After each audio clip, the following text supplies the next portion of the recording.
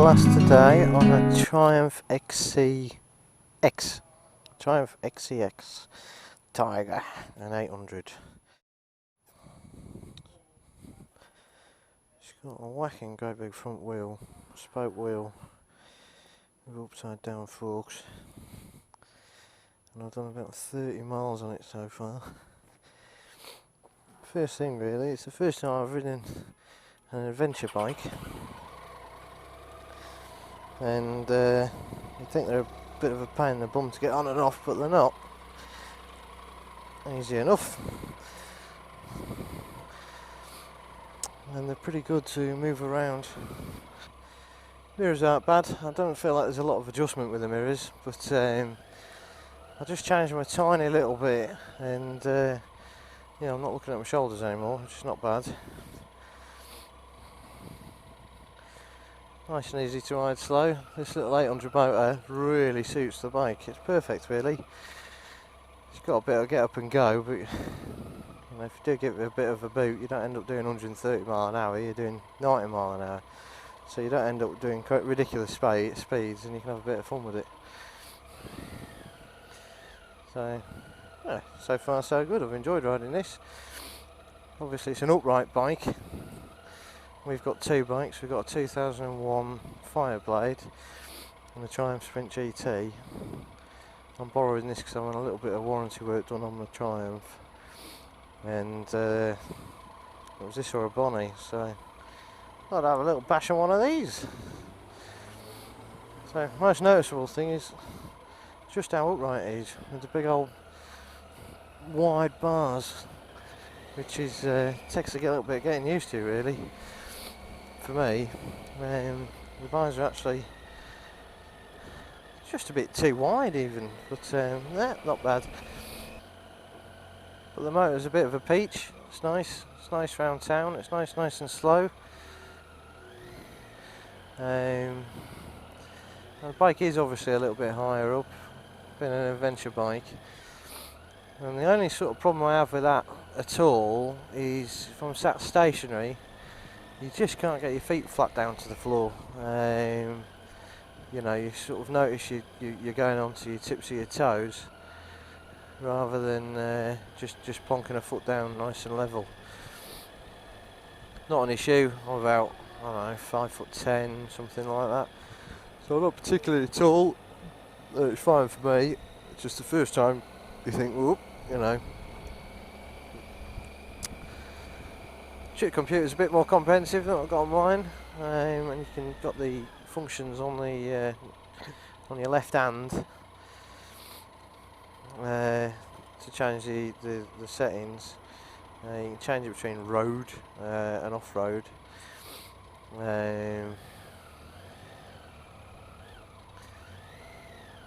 So I drove over the first gravelly lay-by I could find. I must say I expected quite a bit of wind protection on this, with it being the type of bike it is, and not having all that much wind protection for my torso and my head on my bike. I thought this would do just the job, but it doesn't, to be honest. Still plenty of buffeting. At the end of the day, you're riding a bike, what do you expect? But it's not got a great big tool screen up to here, so you haven't got that sort of long distance kind of wind protection. Sure, in the rain it'll keep most of the crap off you, but yeah, just I'd like a little bit more really if I had this sort of bike. It's got cruise control, it's quite handy. I quite like a bit of cruise control. About 600, 800 miles a week in the car, and I use mine all the time. Let's go down here. I don't know where I'm going.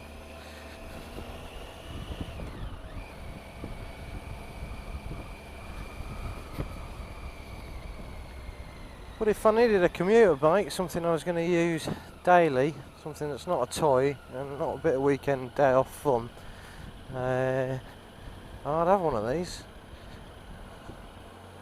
It's a bit strange, again, just being an adventure bike, that it hasn't got heated grips.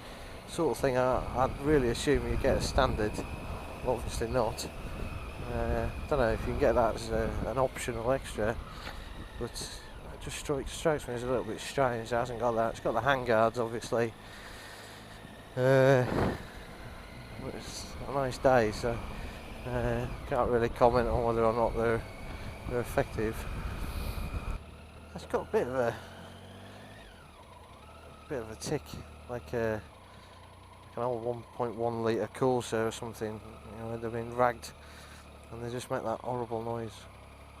It's got a gear position indicator. I've not ridden a bike with one of them before. Don't tend to find myself looking at it, apart from sort of for the sake of it, really. Yeah, I wonder what it'd be like 2 up. We toured Europe on the Sprint GT, and I don't know if this would be any better. I think the cruise control and sort of the upright riding position maybe would make all the difference. It would just make it that little bit more bearable just to do an extra 20-30 miles, and it's really economic as well, I get the impression.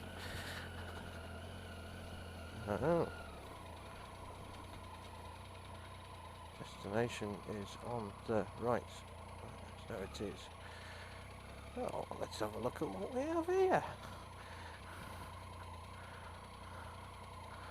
Well, it's like any bike, it's plenty fast enough for anybody.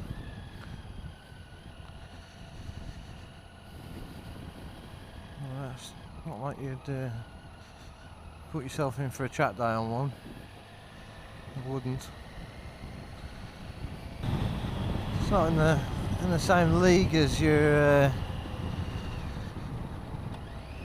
sort of 125, 30 brake horse plus bikes in terms of power, but it's a bit like anything really. The less power it's got, the more time you have to use it.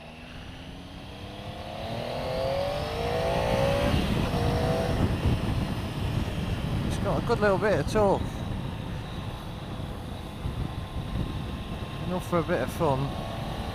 You find yourself just exploring the power range in a slightly higher gear, so rather than it being second and third, you do use a fair chunk of fourth just to get moving. 6th gear, roll on.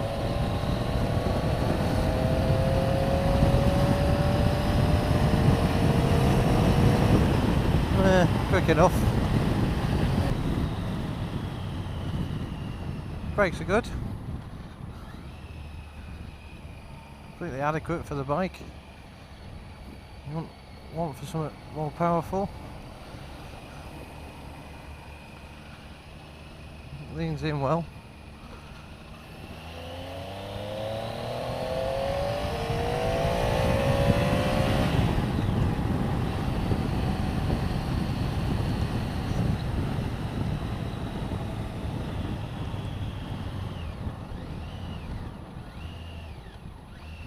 So I'm only coming down to 3rd gear there rather than 2nd.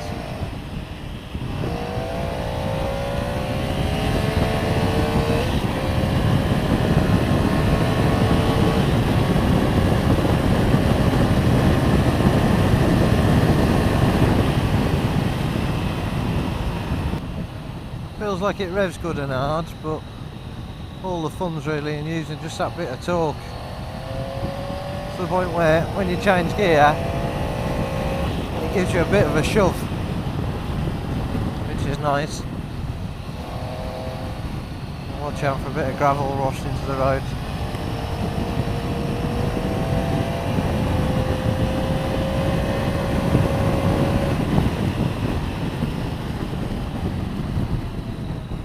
Yeah, it's quite fun sort of making it just sing along. It's sort of beautifully geared for just keeping it in a relatively high gear. You know, the amount of torque that you've got, 3, 4, 5,000 RPM is just, well, pretty silky smooth for just day-to-day driving. riding, driving.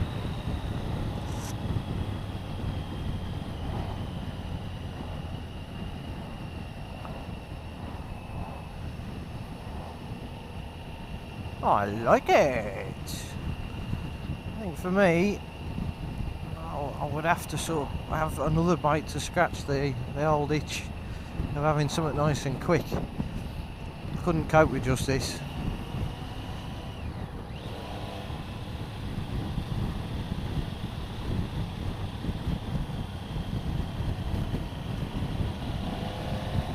But then if I needed an everyday bike, I wouldn't think too hard about it really. So I prefer a bit more wind protection at decent speeds.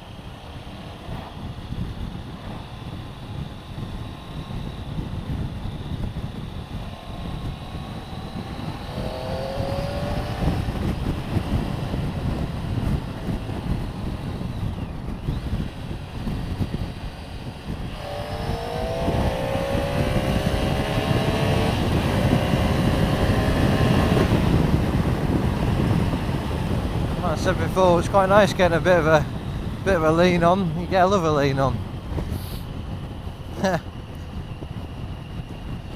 last bike I rode up here was a GSXR 600, and Jesus, different kettle of fish on that thing. I was facing down.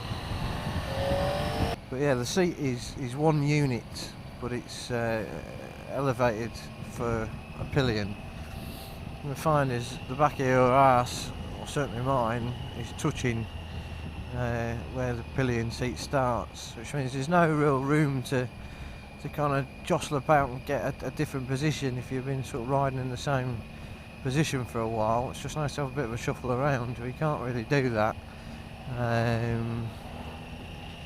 You kind of sit where you sit, you know, there's no room. It's got really big sort of chunky foot pegs. I presume so you can do the old, I'm driving on the grass.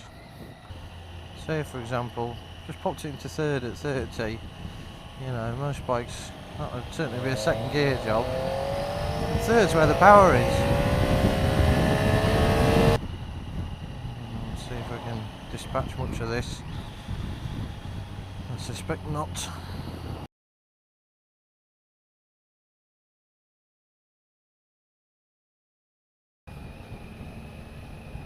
I can only see people you buying one of these if you're going to use it a fair bit really. It's not as much of a toy as a lot of other bikes are, you know, and my bike is a bit of a toy and a bit of a sort of, you know, let's go on the bike, not in the car again. So it's just practical for doing that. This kind of feels a bit more serious, a little bit more just built for the purpose of covering a bit of distance in comfort with a decent economy. And you know, most bikes are just toys, so there's got to be an undertone of a slightly more serious use if you've got something like this. Certainly, you know, one day a week is not enough to ride this sort of bike.